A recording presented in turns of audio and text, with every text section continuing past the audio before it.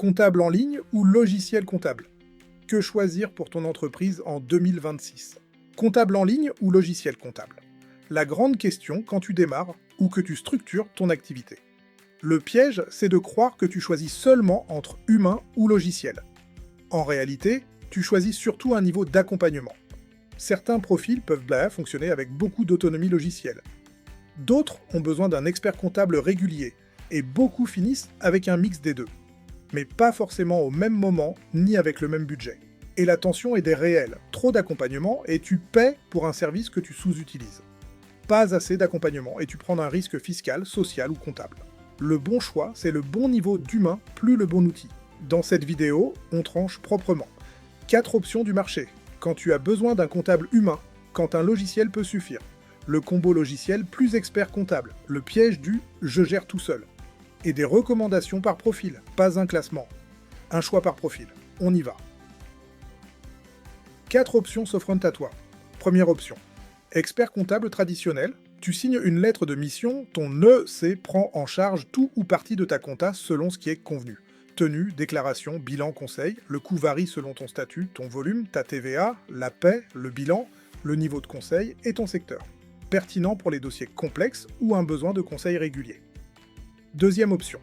Le cabinet ou expert comptable en ligne, type Dougs.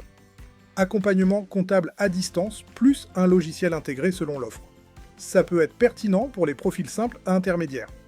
Vérifie les services, les interlocuteurs et les prix dans la formule. Pas forcément adapté aux dossiers très complexes. Troisième option. Le logiciel comptable ou de gestion seule. Type Indie, Pennylane, Time selon ton profil. Tu fais ton quotidien, autonomie sur la facturation, les justificatifs, le rapprochement et les déclarations selon l'outil et ton statut. Coût potentiellement plus maîtrisé. Mais la responsabilité fiscale reste côté dirigeant, pas adaptée à toutes les situations. Quatrième option. Le logiciel plus expert comptable collaboratif ou ponctuel. Tu utilises l'outil au quotidien, ton EC intervient pour la validation, les déclarations, le bilan, les conseils ou les arbitrages importants. Souvent très logique pour une TPE. Le résultat dépend de ton EC, de l'outil et de la lettre de mission. 4 modèles, 4 logiques, le bon choix dépend de ton profil. Petit rappel, abonne-toi à la chaîne pour ne pas rater les prochaines comparaisons logicielles. Quand tu as besoin d'un comptable humain. Premier cas. Ta société a plusieurs associés, surtout en SARL ou SASSE, avec des arbitrages rémunération versus dividendes. Deuxième cas, tu as de la paie et des salariés, bulletins, charges, déclaration sociale, convention collective. Troisième cas, ta TVA est complexe, régime mixte, export, intracommunautaire, autoliquidation. Quatrième cas, tu as de l'immobilier, une holding, des filiales ou une fiscalité internationale. Cinquième cas, tu connais une croissance rapide ou tu prépares une levée de fonds ou une cession. Sixième cas, tu fais face à un contrôle fiscal ou social. Là, un professionnel qui connaît ton dossier change tout. Septième cas, tu envisages un changement de statut ou des décisions structurantes. Passage en société, optimisation patrimoniale, choix de rémunération. Dans ces cas, le logiciel peut aider à préparer la donnée. Mais il ne remplace pas le jugement d'un professionnel. La responsabilité fiscale reste celle du dirigeant et un mauvais arbitrage peut coûter beaucoup plus cher que les honoraires d'un EC. Quand un logiciel peut suffire au quotidien, le mot important c'est « peut », pas « toujours », et toujours au quotidien, pas pour tout. Premier cas, activité solo simple, pas d'équipe, pas d'associé. Deuxième cas, micro-entrepreneur, freelance EI ou B en C simple. Troisième cas, pas de TVA ou TVA très simple. Quatrième cas, pas de salarié, pas de paie à gérer. Cinquième cas, pas de fiscalité avancée, pas d'immobilier complexe, pas d'international. Sixième cas, tu as le besoin et la capacité de comprendre tes obligations et tu acceptes la charge de vérification. Dans ces cas, un logiciel peut être une option réaliste. Indie peut être à comparer pour les EI ou B en C qui veulent une autonomie déclarative selon l'éligibilité du profil. Abi, Freebie ou Henry peuvent suffire pour des micros ou des facturations simples selon le besoin. Pennylane ou Time peuvent être pertinents quand un cabinet est dans la boucle ou quand tu veux une collaboration plus structurée. Une règle. La responsabilité fiscale finale reste celle du dirigeant. L'outil aide. Il ne te remplace pas. Le combo logiciel plus expert comptable. Un modèle très cohérent pour beaucoup de TPE structurés. L'idée? Tu utilises un logiciel comptable au quotidien. PennyLane, Time, Indy selon ton profil. Tu enregistres tes opérations, tu factures, tu suis ta trésorerie en temps réel. Ton EC intervient à des moments clés. Bilan annuel, déclaration IS selon ta forme, conseil stratégique, arbitrage rémunération, validation avant décisions importantes. Le logiciel réduit la saisie et te donne de la visibilité. L'EC sécurise les arbitrages, la clôture, les déclarations et les choix structurants. Important. Définis clairement dans la lettre de mission qui fait quoi, à quelle fréquence et avec quel outil. Si l'outil de ton EC n'est pas celui que tu veux utiliser, la collaboration peut devenir moins fluide. Mieux vaut clarifier avant de signer.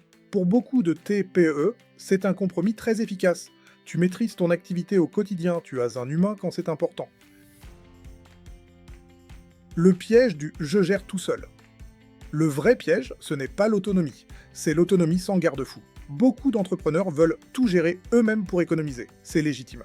Mais sans aucune validation extérieure, certains risques montent. Mauvaise TVA sur des cas particuliers, mauvaise catégorie comptable répétée pendant des mois, déclaration mal comprise, oubli d'échéance, statut juridique mal adapté à ton activité réelle, mauvais arbitrage, rémunération versus dividende, erreurs difficiles à corriger une fois l'année close, recommandation simple.